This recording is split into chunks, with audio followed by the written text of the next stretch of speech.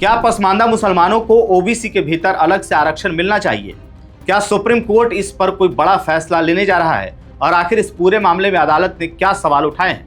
आज हम बात करेंगे सुप्रीम कोर्ट में दायर उस जनहित याचिका की जिसमें पसमानदा मुसलमानों को ओबीसी श्रेणी के तहत 10% आरक्षण देने की मांग की गई है। तो चलिए जानते हैं कि पूरी खबर क्या है। दरअसल सुप्रीम कोर्ट में एक पीआईएल दायर की गई जिसे मोहम्मद वसीम सैफी ने दाखिल किया है। इस याचिका में रघुनाथ मिश्रा आयोग की सिफारिशों के आधार पर ओबीसी के भीतर उपवर्गीकरण करते हुए पसमानदा मुसलमानों को 10% आरक्षण देने की मांग की गई है। इस मामले की सुनवाई आपको बता दें कि चीफ जस्टिस सूर्यकांत और जस्टिस जयमाला बागची की खंडपीठ ने की। हालांकि सुनवाई संक्षिप्त ही रही, लेकिन अदालत ने इस मामले में कई अहम सवाल जरूर उठा दिए। सबसे पहले कोर्ट ने पूछा कि अगर ओबीसी के भीतर एक खास समूह को अलग से आरक्षण दिया जाता है तो अन्य मुस्लिम ओबीसी समुदायों का क्या होगा, क्योंकि ओबीसी केवल सामाजिक ही नहीं बल्कि आर्थिक मानदंडों पर भी आधारित होता है। यानी केवल पहचान के आधार पर नहीं बल्कि ठोस आंकड़ों और अध्ययन के आधार पर ही किसी वर्ग को लाभ दिया जा सकता है। और इसी संदर्भ में अदालत ने यह भी कहा कि पहले यह स्पष्ट होना चाहिए कि क्या पसमानदा मुसलमान ही एकमात्र पिछड़ा वर्ग है या नहीं। सुनवाई के दौरान आपको बता दें कि याचिकाकर्ता की ओर से वरिष्ठ अधिवक्ता अंजना प्रकाश ने दलील दी कि भारत में मुसलमानों को ब्रॉडली 3 वर्गों में बांटा जाता है: अशरफ, अजलाफ और अरसल। अशरफ को उच्च वर्ग में माना जाता है जबकि अजलाफ और अरसल को सामाजिक और आर्थिक रूप से पिछड़ा समझा जाता है।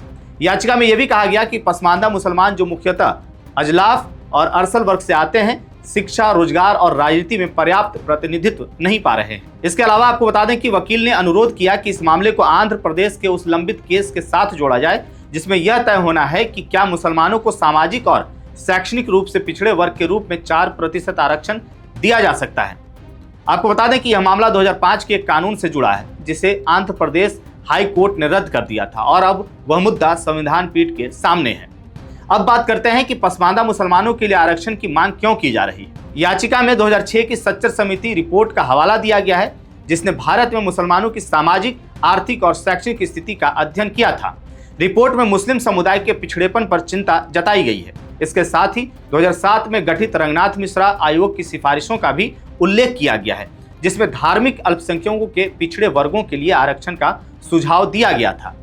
आपको बता दें कि याचिका में यह भी दावा किया गया है कि पसमानदा मुसलमान की कुल मुस्लिम आबादी लगभग 80 से 85% तक है, लेकिन प्रभावशाली पदों और संस्थानों में उनका प्रतिनिधित्व बहुत कम है। और इसी आधार पर मांग की गई है कि ओबीसी के भीतर उपवर्गीकरण करके उनके लिए अलग से पहचान और प्रतिनिधित्व सुनिश्चित की जाए। साथ ही केंद्र सरकार को सच्चर समिति की सिफारिशें लागू करने और एक वैधानिक आयोग गठित करने का भी निर्देश देने की मांग की गई है। हालांकि फिलहाल सुप्रीम कोर्ट ने इस मामले पर अंतिम फैसला नहीं दिया है। अदालत ने विस्तृत नोट दाखिल करने के लिए समय दिया है और मामले को 4 सप्ताह बाद के लिए सूचीबद्ध कर दिया है। यानी अभी इस पर कानूनी प्रक्रिया जारी है। तो ऐसे में देखना अब ये होगा कि आगे अदालत और सरकार इस पूरे मामले पर क्या रुख अपनाते हैं।